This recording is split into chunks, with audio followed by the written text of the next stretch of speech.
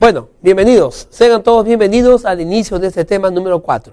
En la unidad número 1, dedicado a lo que es el contrato de trabajo y a los principales aspectos del derecho laboral, del derecho del trabajo, hemos aprendido algunos conceptos acerca de lo que denominamos nosotros trabajo. Hemos aprendido que el trabajo solamente lo realizan los seres humanos, no hay trabajo de animales ni tampoco trabajo de máquinas.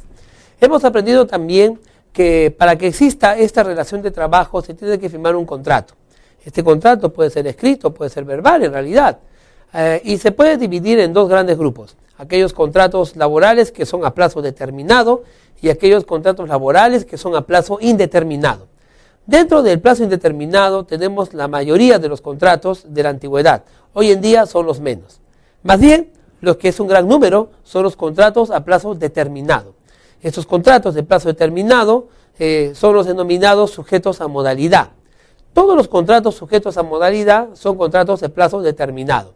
¿Y por qué se llama sujetos a modalidad? Porque la ley ha creado ciertas características y circunstancias, sea por la función que se desempeña, sea por la realidad de la empresa o del empleador, ¿no? Para crear pues un sistema de contratos que en realidad sería pues contrario a lo que nosotros conocemos como la estabilidad laboral. La existencia de los contratos, ¿no?, denominados a modalidad, suponen pues que la regla es a partir de ahora los contratos determinados, es decir, de plazos determinados, y que más bien la excepción sería los contratos de plazo indeterminado, lo cual debería ser al revés, ¿verdad? Todos nosotros cuando tenemos un trabajo, queremos que ese trabajo sea permanente y no estar pues cada 3 meses o 5 meses, un año, sobresaltados para ver si vamos a poder seguir trabajando o qué será de nosotros cuando ya no tengamos dinero para poder solventar nuestros gastos y nuestra supervivencia. En el tema número 4 vamos a hablar acerca un poquito más de estos temas. Vamos a hablar acerca de la estabilidad laboral y la terminación del contrato de trabajo. La estabilidad laboral.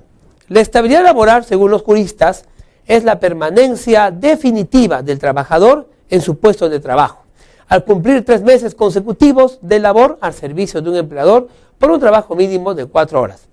La estabilidad laboral es un principio de un derecho, ¿no?, del derecho del trabajo, derecho laboral, valga la redundancia. Fue un logro, porque en la antigüedad no era así. Los empleadores hacían y deshacían con los trabajadores. Uno podía entrar a trabajar y un empleador lo echaba pues arbitrariamente.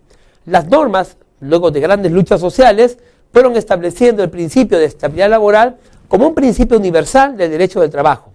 La OIT y los principales organismos internacionales relacionados con el trabajo reconocen a la estabilidad laboral como una de las características propias y uno de los principios, ¿no?, de lo que es el derecho laboral internacional y obviamente la nacional también. En la actualidad, la estabilidad laboral ha sido flexibilizada. No existe, se dice actualmente, la estabilidad laboral. En principio porque a partir de la Constitución de 1993 ocurrió un fenómeno de flexibilización, donde las grandes normas que rigen el derecho laboral fueron postergadas por nuevas normas que en realidad pues las desdicen o las contradicen y que favorecen más bien una suerte de contratos de trabajo de plazo determinado. Es decir, no genera pues estabilidad laboral. Ahora, para despedir al trabajador, este es otro punto de vista también, debe hacerse bajo la ley y debe estar probada. No se puede despedir a un trabajador arbitrariamente. Por eso, cuando hay estabilidad laboral, en un país donde hay estabilidad laboral, ¿no?, el trabajador tiene el derecho de impugnar un despido arbitrario ante una determinada autoridad. Antes de 1993, el Ministerio de Trabajo podría determinar la arbitrariedad o no de un despido siguiendo un procedimiento administrativo. Hoy en día no es así. Hoy en día, si alguien nos despide y nosotros queremos contradecir ese despido, solo lo podemos hacer ante el juzgado laboral. En otras palabras, al entender de muchos juristas, hemos judicializado la validez o invalidez de un despido de un trabajador. No ya podemos solucionarlo en trato directo o ante la autoridad administrativa del trabajo, que sería el Ministerio de Trabajo y Promoción del Empleo, sino que necesariamente si tú me despides arbitrariamente, yo tengo que ir a la vía judicial para probar esa arbitrariedad, ¿no? Y obviamente probar que yo debí seguir trabajando para ti y que tengo estabilidad. Ahora, la estabilidad relativa en realidad es la que actualmente existe en nuestros medios de trabajo. Sigamos con el siguiente tema. Dice allí, la suspensión del contrato de trabajo. Bueno, ¿cómo suspendemos un contrato de trabajo? Ojo, no estamos hablando de la extinción o la terminación de un contrato de trabajo, sino de la suspensión. Entendiendo la suspensión como ese estado en el cual el trabajador deja de dar su fuerza de trabajo intelectual y el empleador obviamente no le paga una remuneración. La suspensión del contrato de trabajo puede ser por licencias o por permisos personales. En algunos casos, por ejemplo, la remuneración se suspende, en otros no. Muchas veces ocurre que uno pide licencia para ir a capacitarse, entonces obviamente el empleador lo piensa y considera que no es necesario pues descontarle la remuneración. En algunos casos, repetimos, la remuneración se suspende, pero el contrato de trabajo no concluye, no se termina.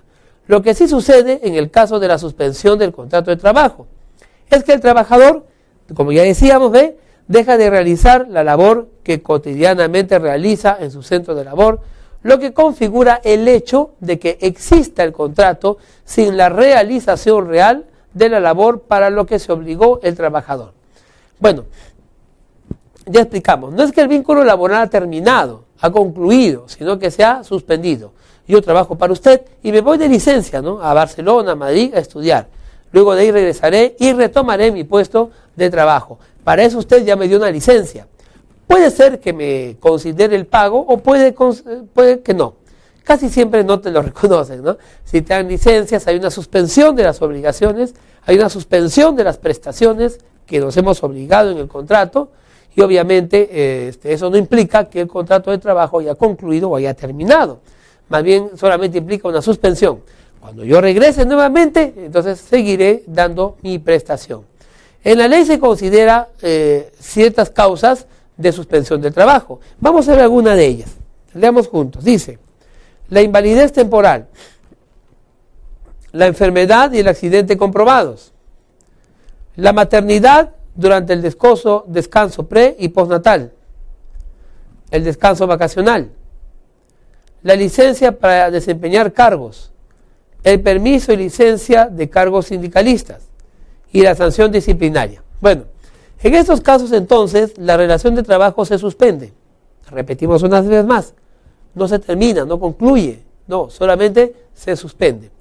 Y se suspende por razones justificadas, ¿no? Obviamente si yo estoy enfermo y no puedo ir a trabajar y estoy siendo atendido médicamente y falto 4 o 5 días, hay una suspensión de la labor. No es voluntario, es que estoy enfermo, ¿no? O puede ser de que me toque el descanso vacacional y he trabajado 11 meses, 12 meses y necesito pues un mes de vacaciones, ¿no? Nadie se va de vacaciones y luego regresa y ya está despedido. Bueno, que a algunos le ha pasado así, ¿no? Uno sale de vacaciones y luego que regresa a las vacaciones vuelve a su puesto de trabajo a seguir laborando. ¿Y qué pasó en ese plazo de las vacaciones con el vínculo laboral? Pues nada, no se ha terminado, no se ha concluido. Lo que ha pasado con el vínculo laboral es que se ha suspendido, ¿ya? Entonces se ha suspendido la prestación que tiene el trabajador, la obligación que tiene el trabajador de dar su fuerza física o su fuerza mental e intelectual a favor de su empleador. Se suspende. Y obviamente, pues, de ser el caso, el empleador tampoco tendrá pues que remunerarlo. Ahora, seguimos. Se suspende también la relación laboral cuando los trabajadores se van a la huelga. ¿Ah? ¿Qué le parece? Vamos a la huelga. Bueno, siempre que la huelga no sea declarada ilegal, ¿no? Porque si se declara ilegal, entonces sí los descuentan. Bueno, pero en principio si es una huelga legal, se ha seguido todos los procedimientos que la ley establece, para ser más exacto, la Ley de Relaciones Colectivas de Trabajo, entonces pues se acepta que hay una suspensión del trabajo, ¿no? Yo dejo mi huelga o dejo mi trabajo para irme a la huelga. Es un derecho, recordemos que la huelga es un derecho, ¿no? Seguimos. La detención del trabajador, salvo casos de condena. Digamos, soy detenido por algún delito o alguna infracción, ¿no? Que no se me ha aprobado todavía, no se me ha sentenciado todavía, no me pueden despedir, ¿no? La inhabilitación administrativa o judicial no mayor de 3 meses.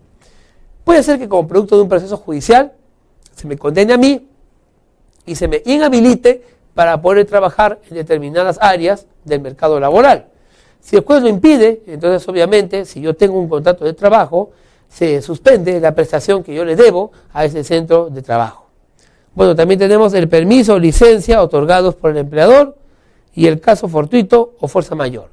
En estos elementos entonces se justifica la suspensión del contrato de trabajo. Ahora, Ya hemos visto cómo se inicia un contrato de trabajo, ya hemos visto cómo se puede suspender, ¿no?, los efectos de un contrato de trabajo. Y la pregunta lógica que sigue es, ¿y cómo concluye un contrato de trabajo? ¿Cómo termina un contrato de trabajo? ¿No? Vamos entonces a desarrollarlo un poquito. Leamos aquí. Para Pérez Botija, por ejemplo, un jurista, un contrato se termina o se rescinde por lo que él llama despido o despedida intempestiva, por el preaviso de retiro, por el abandono, por la muerte, por la quiebra o incendio, etcétera. Bueno, también un contrato de trabajo, según Pérez Botija, termina por mutuo acuerdo o renuncia, por vencimiento, porque hay contratos modales, ya dijimos, por despedida justificada o por despido injustificado. Entonces, tienen que darse estas figuras para que se tenga por concluido y para que se tenga por terminado el contrato de trabajo. Ahora, si eso es así, entonces tenemos que empezar por una forma de conclusión, de terminación del contrato de trabajo bastante abrupta y que es la fuente, en todo caso, de diferentes procesos judiciales y que es materia clásica de un conflicto laboral. ¿De qué estamos hablando? Del despido intempestivo, llamado también despido arbitrario. En el despido intempestivo, con el cual se termina una relación laboral, hay un acto unilateral del empleador, justificado o injustificado, pero es un acto unilateral, que tiene como finalidad apartar, ¿no?, al trabajador de ese vínculo laboral que existe con él. Al apartarlo del vínculo laboral, obviamente lo está despidiendo, está negando el pago de una remuneración y lo está pues alejando, ¿no?, de la posibilidad de poder tener para su sustento. Obviamente cuando pasa un despido arbitrario y el trabajador está en desacuerdo, antiguamente podía ir a un inspector de trabajo, hoy en día ya no, tiene que ir al Poder Judicial, ¿no?, tiene que demandar un despido arbitrario y tiene que probar que fue un despido arbitrario. De esta manera, entonces, si llega a probar que es un despido arbitrario, el contrato de trabajo no terminaría, no concluiría. Pero si le llega a probar, pues definitivamente, de que el empleador llega a probar de que el despido está justificado plenamente porque usted vino borracho, vino drogado, faltó más de 3 días consecutivos, es un insubordinado, etcétera, ¿no? Entonces obviamente el contrato ya va concluido, no con la sentencia, sino habrá concluido desde el momento en que usted lo despidió. No se puede despedir así nomás, hay un procedimiento para poder realizarlo, que muchas veces los empleadores se olvidan.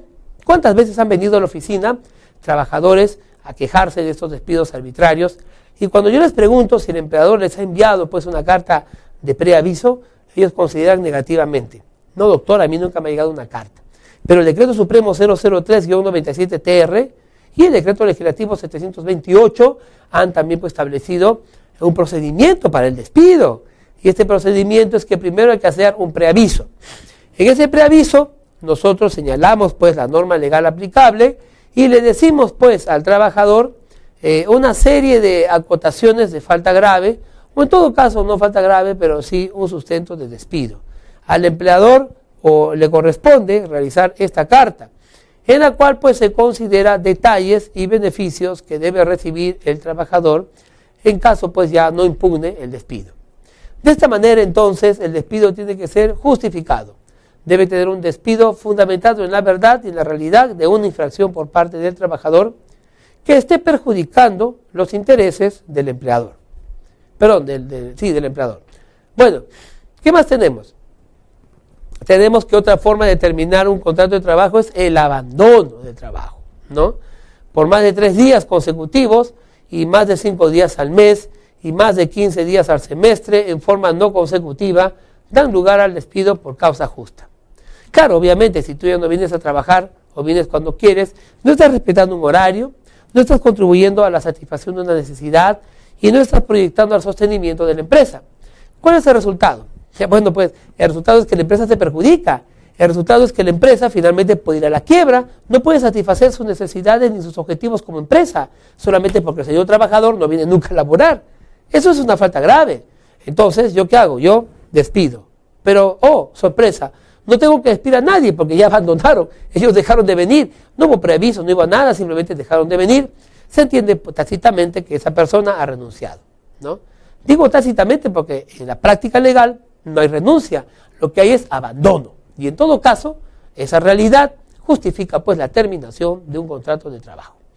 Obviamente tenemos como otra característica la muerte del trabajador, ¿no? Obviamente si yo soy empleador y contrato a mi trabajador y un día él fallece, ¿no?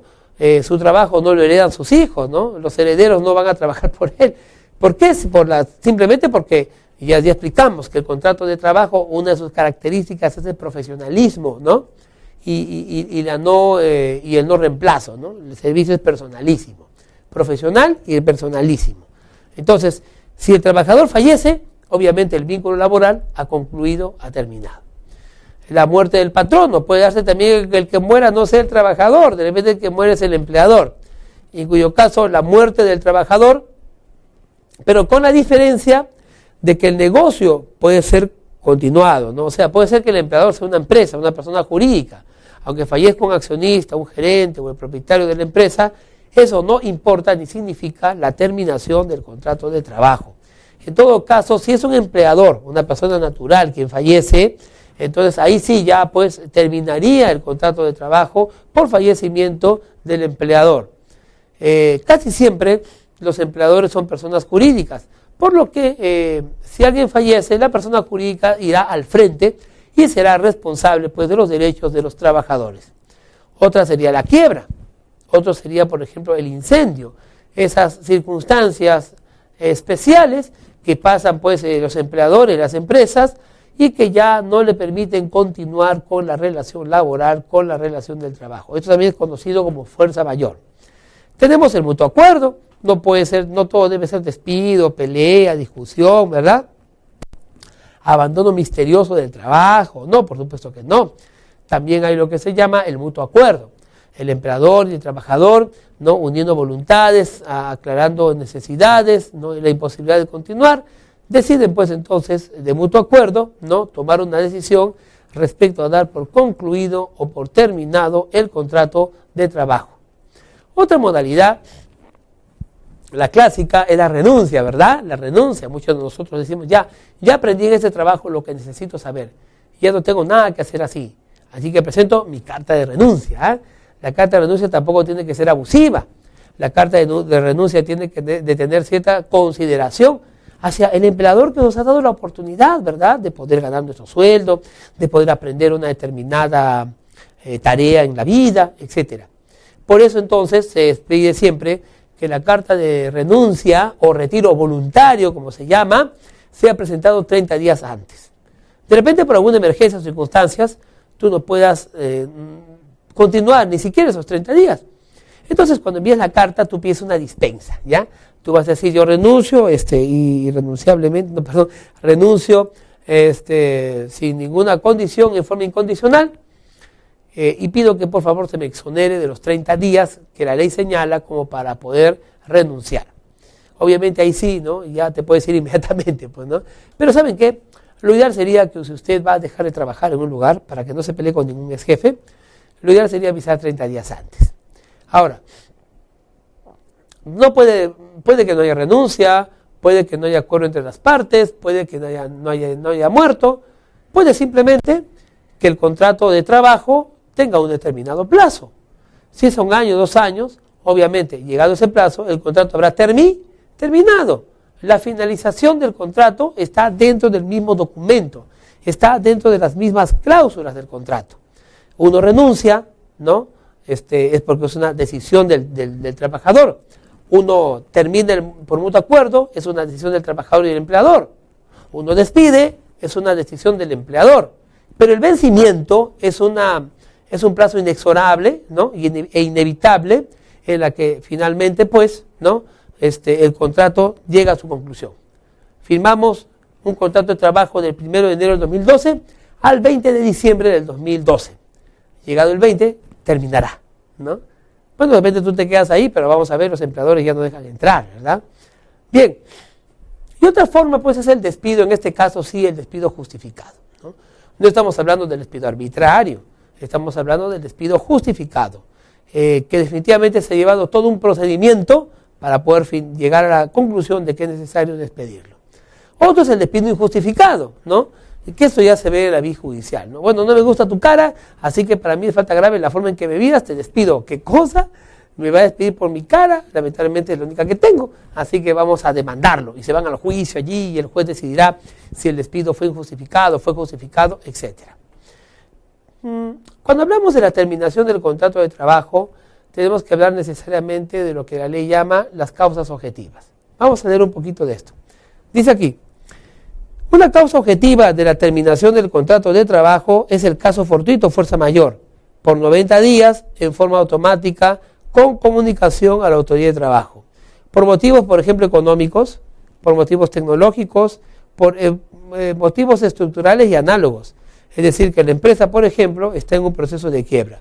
10% del personal de la empresa realiza un trámite especial, se hace una pericia y el Ministerio de Trabajo resuelve en 5 días y contra ella se impone un plazo de 3 días. Se resuelve por el superior en 5 días y si no hay resolución, se confirma la resolución pagándose los beneficios sociales. ¿Qué quiere decir esto? Quiere decir que bajo ciertas circunstancias económicas, ¿no? Causas objetivas que demuestran la situación negativa en la cual se encuentra el empleador, justificará pues la terminación del contrato. Sea por causas de fuerza mayor, sea por causas fortuitas, sea por acuerdo entre las partes, por decisión del empleador, por decisión del trabajador, por acuerdo entre ellas, por el plazo mismo ya establecido, un contrato de trabajo terminará. No se heredan los trabajos. Como son personalísimos, cuando un trabajo concluye, entonces definitivamente este contrato termina las obligaciones. El empleador ya no pagará la remuneración y el trabajador ya no estará obligado a dar su trabajo intelectual o su trabajo en fuerza física. El trabajador finalmente quedará librado de estas obligaciones y a su vez el empleador quedará librado de la obligación de pagar las remuneraciones. Y ojo, dentro de este concepto estamos hablando que también queda libre de la obligación de pagarle bonificaciones, complementos, suplementos, gratificaciones, etc. Porque ya el vínculo laboral ha desaparecido. Al terminar el contrato de trabajo, concluye el vínculo laboral y junto con él se va la subordinación. A partir de ese instante, el trabajador ya no es tal, el empleador ya no es tal, y son pares en esta sociedad, ¿no? Muchas veces nos encontramos con nuestros ex jefes, ¿no? Y le decimos, jefe, ¿alguna orden? Y él te dice, no, ya no trabajas para mí, ya cuando trabajabas para mí yo te daba órdenes, ahora somos amigos, si quieres invítame a almorzar, ¿no? Ya no te ordeno que lo hagas. De esta manera entonces los vínculos laborales necesariamente son profundos, ¿no? Tenemos que reconocer. Pero en nuestra sociedad moderna pues ya no existe, ¿no? esa estabilidad laboral que existía antes. El año 1993, con la Constitución, con la nueva Constitución, todo esto fue postergado. Antiguamente, por ejemplo, en la Constitución del 79 se decía que el Estado tutela y protege y defiende la estabilidad laboral. En esta Constitución del 93 dice que el Estado promueve, ¿no?, la estabilidad laboral.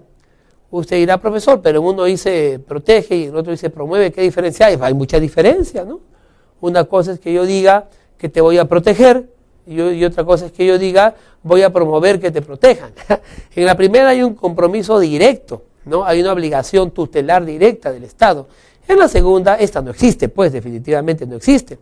El Estado, al promover la estabilidad laboral, al promover el trabajo, no está diciendo que lo va a hacer. No va a hacer trabajo. Lo que está diciendo es que va a promover la estabilidad. No se está comprometiendo a crear estabilidad. No se está comprometiendo a defender la estabilidad. No se está comprometiendo a tutelar la estabilidad laboral. Hoy en día, la estabilidad laboral no existe. A veces nos contratan en contratos indeterminados y decimos, estoy en un contrato indeterminado, definitivamente tengo estabilidad. No la tienes.